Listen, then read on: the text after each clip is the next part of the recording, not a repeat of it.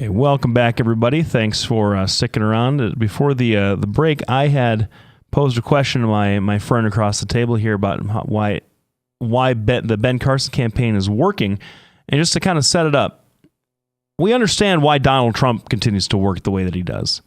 You know, aside from the outlandish things that he says, it's because fundamentally, to a certain number of people, he's a likable guy. Right? And I'm not saying Ben Carson's not, but Donald Trump is maintaining his popularity through sheer force of his personality at this point, because people know who he is, and he says things that people think but aren't willing to say, and he comes off as, and everyone likes a tough guy, no matter what everyone kind of, you snicker and you kind of give the tough guy a little bit of a pass. You don't necessarily want him around all the time, but yeah. Right? We get why that is working. We see that the rest of the Republican field isn't working very well at this point. They're really not. Carly Fiorina's bump after her good debate performance is basically evaporated. All the rest of the guys are toiling around in the shadows. Ben Carson has just overtaken Donald Trump. I'm sure he doesn't come off as likable the way that Donald Trump does. He's a very soft-spoken, very chill sort of dude. In my ear, a lot of the stuff he says is just really strange. He speaks about gun control in revolutionary, like violent overthrow of the government terms that I find really distressing personally. He says a lot of other things about his views on religion that I find like interesting. And he walks back every policy thing. He tries to trot out something policy wise and has to walk it back. And yet he's rising. And I don't get it. Are we so frustrated with insiders that any old outsider can do? I'm dismissing him a little bit, and I shouldn't, because he's number one in Iowa right now. But you've explained Ben Carson to me.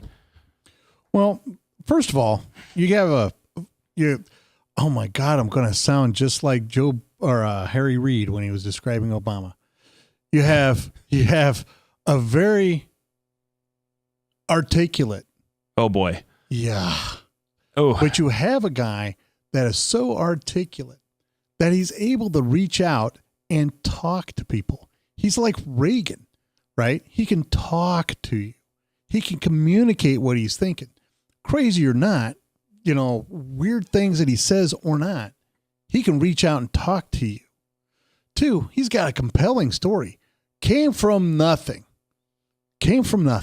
and made himself what he is today, which is awesome. I mean, taking advantage of the same social programs he now wants to get rid of, but go ahead. Well, I don't think that's true. Yeah. Well, see, and this is part of the problem with flying for 25 and a half hours just to get here for the show is I'm not prepared to rebut that. But the bottom line is he's a self-made man. Third thing is he's recruited somebody who is a fearless campaign organizer. That's Ryan Rhodes. Ryan Rhodes, I believe, is the number one reason why he's having success here in Iowa. Ryan's already wildly popular among the Christian conservatives. He's wildly popular among the anti-Obamites. He's wildly popular among the fiscal conservatives. And he's able to get these people organized and go out. He has slowly built this organization step by step by step. And what he has done is he has allowed Ben Carson to go out and meet the people he needs to meet, recruit the people he needs to recruit in order to continue to build this base. We see what happens when you have a cult of personality, right? It's kind of like building it on sand. And that is, as long as there's no storms, that sand holds. And what Ben Carson has done, at least in Iowa, is he has built his organization from the bedrock up. Now, he says, like you said, and a lot of politicians do this. They'll trot out a policy position, and then they'll see how it goes, and then they'll walk it back and try to explain it and twist it. Well, the campaign explains it. He'll say something, and then somebody in the staff, they'll follow up with somebody in the staff, and the staff say, well, yeah, man. Well, but they all do that. I mean, that's not unique to Ben Carson, The other thing is he came out early in his campaign and said, I don't like the Second Amendment, basically. And we've talked about that here. Well, he's since walked that back, and how he's explained that to the people who are pro Second Amendment, which should be everybody in the United States. He's essentially said, "Well, listen, I spoke from ignorance. I have now educated myself, and this is what I believe in the Second Amendment." Now, for me, anybody that's I can give him benefit of the doubt. Now, if you want to know why he's popular among Christian conservatives, social issues. He gets up there, says what he needs to say, and then he lets it go and focuses back on his main campaign message. That means he is not alienating a lot of people out there. He's not making that the main focus. But then he turns around and he gets back on point. That's really what's driving. I'd be interested to know what independents think of Ben Carson. There hasn't been the problem with our system is nobody's looking at the independents at this point because they're not going to vote. Nope. So they don't don't necessarily get to caucus. They don't necessarily get to be a part of it until they go to the poll next year. Yeah, and so that'll be interesting. Luntz has a,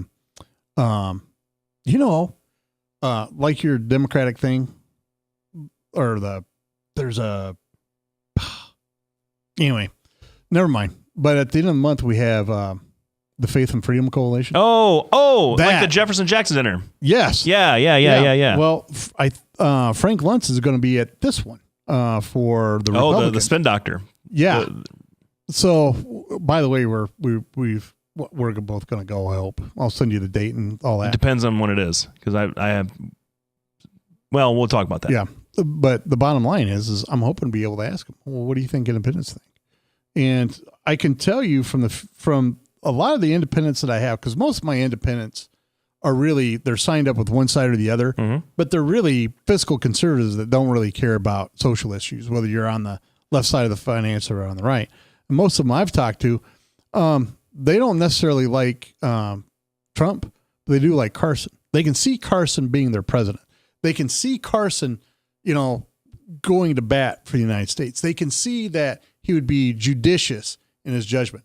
Whether that's true or not, but that's how he's being perceived currently with the small cadre of independents I hang around.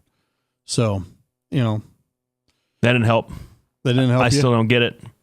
I still don't get it. I'm glad that he's running because I'm glad when anybody runs for an office like this, but I don't get it. I don't.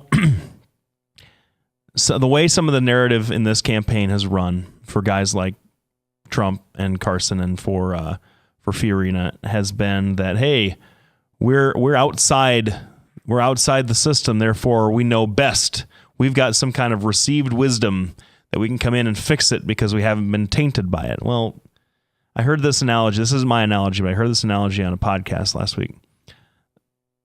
If your pipes are broken in your house and you can't find a plumber to come fix it, but you got a lawyer who comes in and says, hey, I was first in class in law school, and I just know that if I get in there, I can totally fix it for you. You're not going to hire that guy. You're not going to hire me to come over and fix my pipe. Yeah, and fix the pipes in your house. Not even close. So this notion, and they all do it. I'm not saying that this is a Republican thing at all. Jimmy Carter did it. Ronald Reagan did it. Bill Clinton did it. They've all done it. This idea that I'm coming in from the outside of politics to fix what's inside. I find that whole concept, that whole lie that we tell ourselves as a country, just weird and maybe the source of the delusion we have about our political system. I don't know, but we probably need to take a break. We're going to take a break. Thanks everybody for tuning in. What we're going to get back to next time when we come back is the last debate. We have to talk about the last. Or did we already talk about it? Well, then I should wear my. Well, I don't know what we're going to talk about. What we're going to talk about? We're probably going to. Well, it's the last segment, right? Yeah. Probably talk about the few boots on the ground that the president put in Syria. Oh my God! It wouldn't be a Doc and Lefty show about Syria. Oh man! All right. Well, we'll finish up with Syria. We'll be back right after this break. Thanks everybody for tuning in.